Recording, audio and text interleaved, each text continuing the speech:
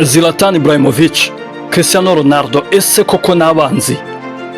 Mu mateka y'umupira w'amaguru hari abakinnyi bake bageze ku rwego rwo kuba amazina yabo yakubahwa ku isi. Muri abo harimo Cristiano Ronaldo, Zlatan Ibrahimovic. Aba bombi bigeze kugira ibihe bidasanzwe, batsinda ibitego byinshi kandi byegukanye n'igikombe cy'ibitego byiza byabayeho mu mupira w'amaguru. Ariko imyaka ishize abantu benshi bakomeje kwibaza nimba aba bakinnyi bombi barigeze kugirana amakimbirane, nubwo aba bombi ari ibyamamare mu buryo bwabo bwo kwitwara bwari butandukanye cyane. Cristiano yari azwiho gukora cyane, mu gihe Zlatan Ibrahimovic yari azwiho kuvuga amagambo akomeye kandi amagambo agaragaza icyizere gikomeye muri we.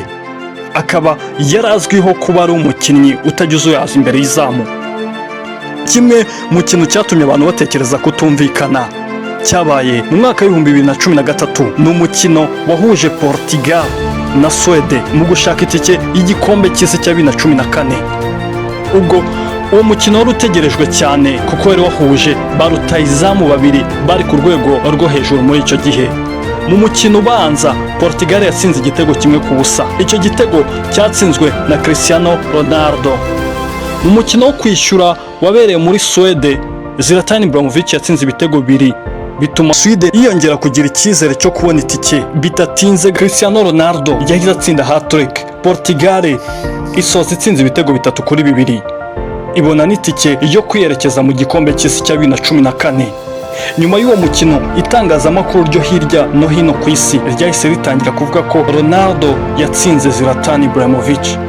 Zlatan Ibrahimovic yavuze ko igikombe cy'isi cya 2014 kizabura umukinnyi ukomeye cyane. Yashakaga kuvuga ko we atazitabira igikombe cy'isi kuko Swede yari yasezerewe.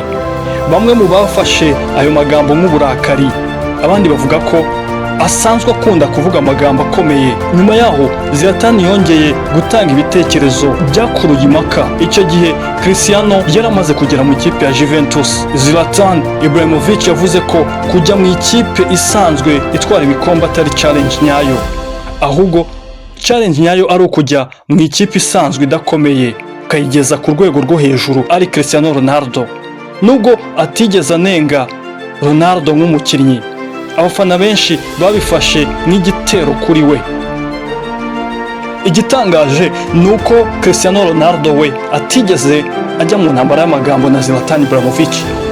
We yahisemo kutagira icyo amusubiza, ahubwo akomeza kwibanda ku mupira we muri rusange. Cristiano Ronaldo byongeye kugaruka ubwo Zlatan Ibrahimovic yabaye umupanditsi kuri televiziyo ya Fox Sport mu gikombe cy'isi muri Amerika.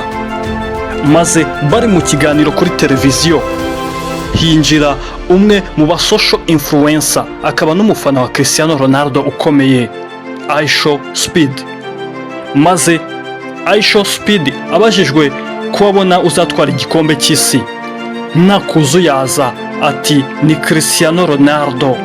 Zlatan Ibrahimovic nta kindi yakoze atari ukumwambura mikoro amwirukana hafi y'iyo studio. Byongeye kuzura umutwe ubwo ikipe ya Portugal yatsindaga Croatia. Maze ku busesenguzi bwiwe na Zlatan Ibrahimovic usanzwe ufite akazi ko gusesengura kuri Fox Sport, nawe nta kuzuyaza abivuga muri aya magambo: ntushobora kwitega gutwara igikombe icyo ari cyo cyose muri 2026 ufite Cristiano Ronaldo w'imyaka 41 ari we uyoboye ubusatirizi.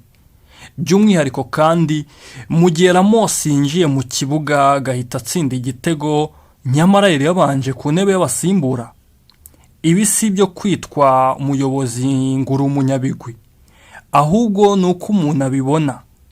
Igo ya Cristiano niri gutuma ikipe idatera imbere. Ronaldo yatakaje ubuhanga n'umuvuduko yari asanzwe afite. Ubu usanga ahanini yihagararira mu rubuga rw'amahina ategereje umupira.